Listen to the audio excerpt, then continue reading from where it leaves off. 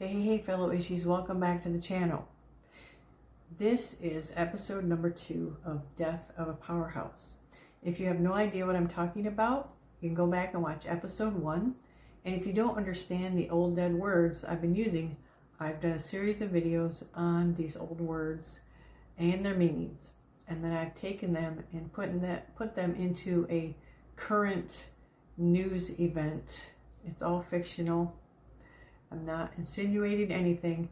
So I brought these old words back and put them into a current news story just because I can and it was fun. But let's get started with episode number 2.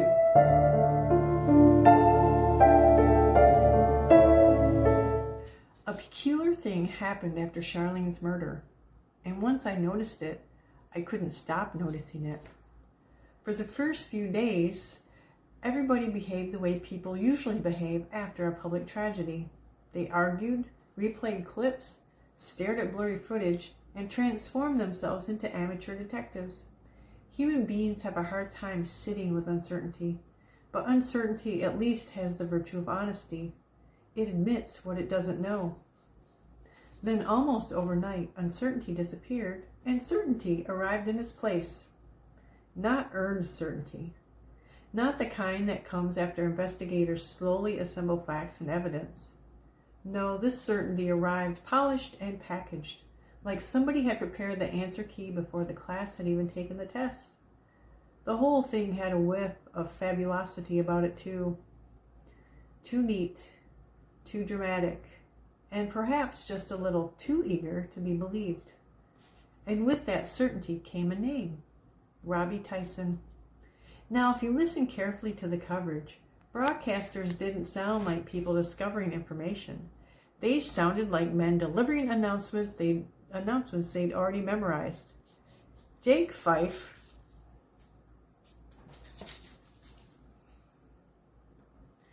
naturally burst onto the airwaves in one of his usual fits of emotional weather.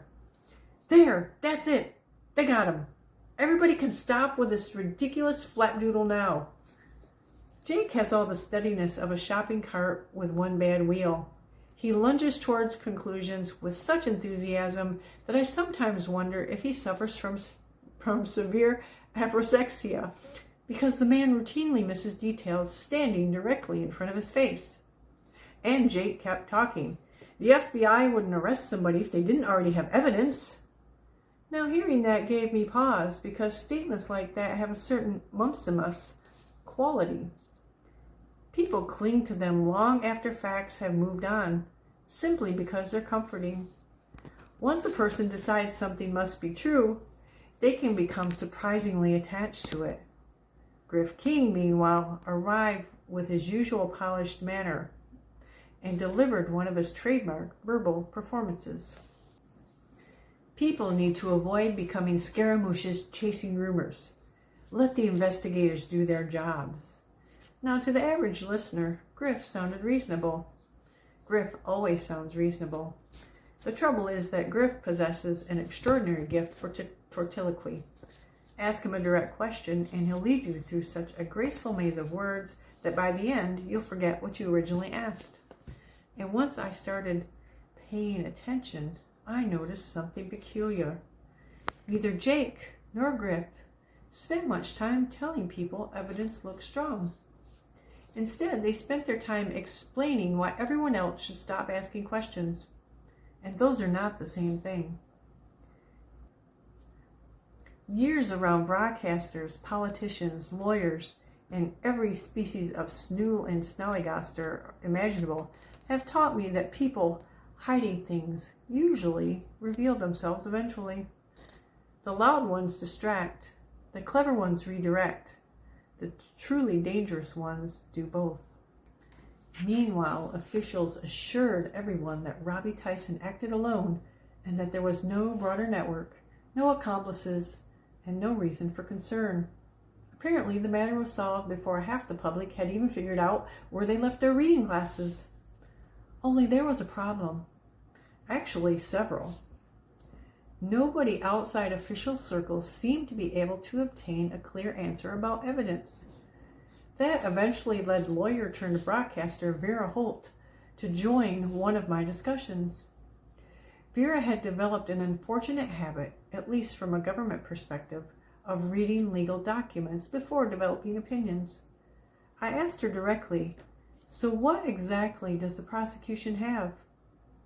She stared at me for a moment, and then she said, "Practically nothing." I laughed because I thought she was joking. "Nothing as in weak?" "No, nothing as in nothing." Now, weak evidence happens all the time. Missing evidence is another creature entirely. Because after that, odd little things started appearing everywhere. Forensic requests stalled. Records vanished into procedural fog. Ballistics reports became difficult to access. And every explanation arrived wrapped in official language so loaded with ambiguity that it sounded as if 10 bureaucrats had locked themselves in a room and competed to say who could say the least with the most words. Every response sounded something like, "Materials related to ongoing operational sensitivities remain restricted." Operational sensitivities? That phrase deserves to be launched into the sun. By now, people had begun sensing that something smelled wrong, and not merely wrong either. The entire thing carried an odor of a hoax slowly beginning to leak around the edges. Meanwhile, Eric continued making public appearances that left people scratching their heads. Instead of retreating from cameras, he appeared strangely comfortable around them. At one event, only days after Charlene's death, he smiled. Actually smiled. And said, "Charlene would want us to be focused on growth and moving forward." Then he discussed merchandise. Now, I wasn't prepared to accuse Eric of anything because, unlike certain broadcasters, I actually prefer evidence over enthusiasm. I collect inconsistencies and hold on to them. And inconsistencies were beginning to pile up. One witness heard one shot. Another insisted there were two. Then a medical examiner, a nervous little dumbacker if I've ever seen one, managed to contradict himself multiple times before disappearing from view entirely. But what truly bothered me came later. Retired military broadcaster Roland Pike contacted me privately. Roland understood operations, weapons, and ballistics in ways that separated reality from television nonsense. After reviewing what little information had escaped public view, he became very quiet. Then he said, "Owen, the bullet they described doesn't match the firearm they're talking about." I stared at him. "You're certain?" Roland nodded. "Certainly enough that somebody's either incompetent or lying." And that was the moment a thought settled into my mind that I couldn't shake. Because confusion creates accidents. But carefully managed confusion creates something else. Something arranged. Something rehearsed. And before ending the broadcast that night, I left people with one question. If Robby Tyson really acted alone, why does everybody suddenly behave like seeing the evidence is more dangerous than seeing the truth?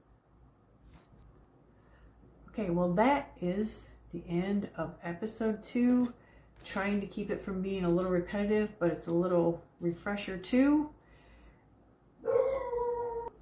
I'm sure by now you've figured out which current news event that I am talking about. So in the story, have any ideas? Who do you think did it? I don't know. In real life, I don't know. But got any ideas? What do you think? What are your suspicions? Let me know in the comments and tune in next time for episode 3.